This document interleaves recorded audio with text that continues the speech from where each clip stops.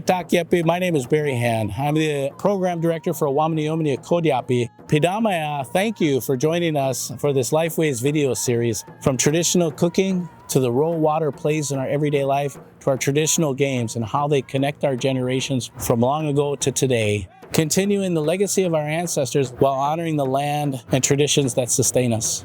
We hope you enjoy the video and carry these lessons forward in your own journey. Kahomy Weston, thank you for joining us for another Dakota Lifeway video. Today we're going to make Wasna. So Wasna, also known as Pemmican in English, is a traditional food that we used to make using dried meat, dried bapa, and choke cherries. You can use a lot of different types of meats like buffalo, deer, and nowadays beef. And then you can also use a lot of different types of berries. So traditionally we would use choke cherries, buffalo berries, plums. But nowadays, we've had people use like dried cranberries or even dried blueberries.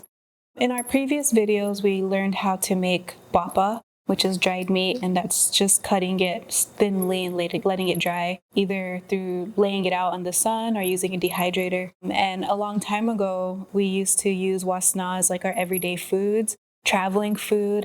It's really high in energy and it keeps you full. So it was really ideal whenever our warriors would go out. Nowadays, we use wasna as part of our spirit plates when we do gatherings or any ceremony because we're, in a sense, feeding our spirits and feeding our ancestors that way. But if you think back a long time ago, this was just our normal food, our regular food. It's included in a lot of our traditional creation stories. So it's really important. And I was told whenever you're feeling down or feeling negativity or anything like that, to eat wasna. That way you can feed your spirit and re-energize yourself that way.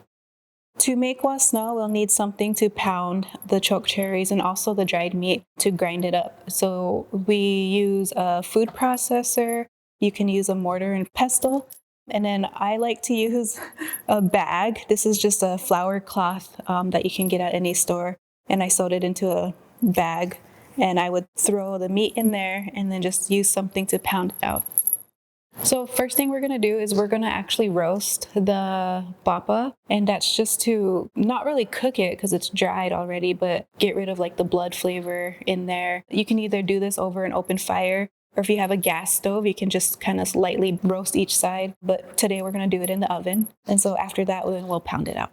So we have our bapa laid out and we're going to roast them in the oven. But you want to keep an eye on it because you don't want them to burn. We're just like lightly roasting them.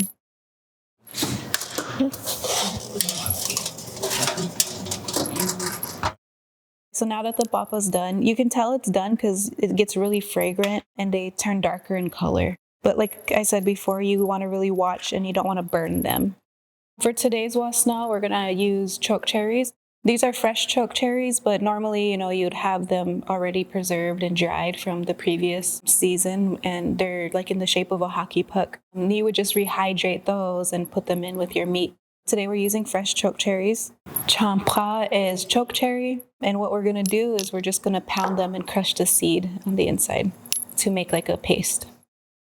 So now that our choke cherries are ready and our bapa is ready, another component we need for wasna is grease or fat, which is wigdi or wigli in Dakota and Lakota. And normally we would use like buffalo kidney fat that we would render down and extract the fat from. But you can use lard or any type of animal fat.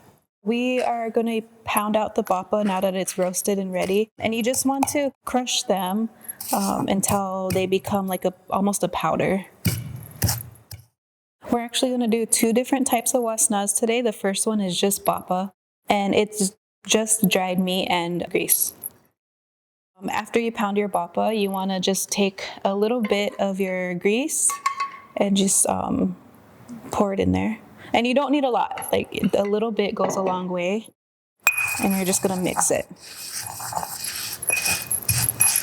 The second wasna, we're going to pound our bapa. And the word to pound things is kapra.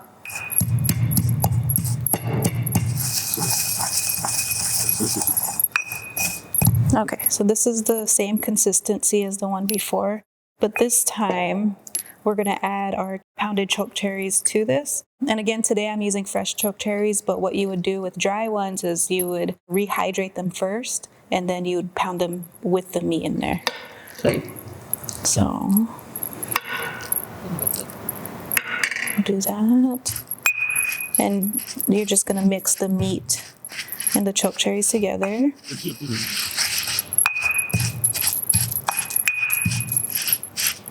And then for this type of wasna, you don't need too much of the fat because it's already like sticking together. So just a little bit.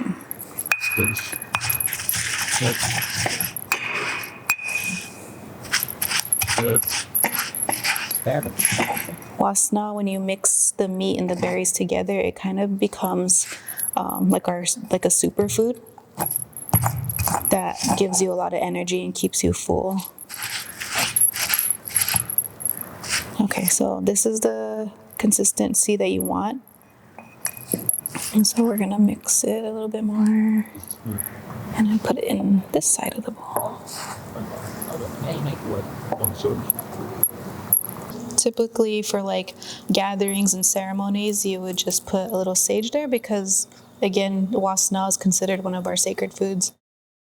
Even though a long time ago, it was just one of our foods.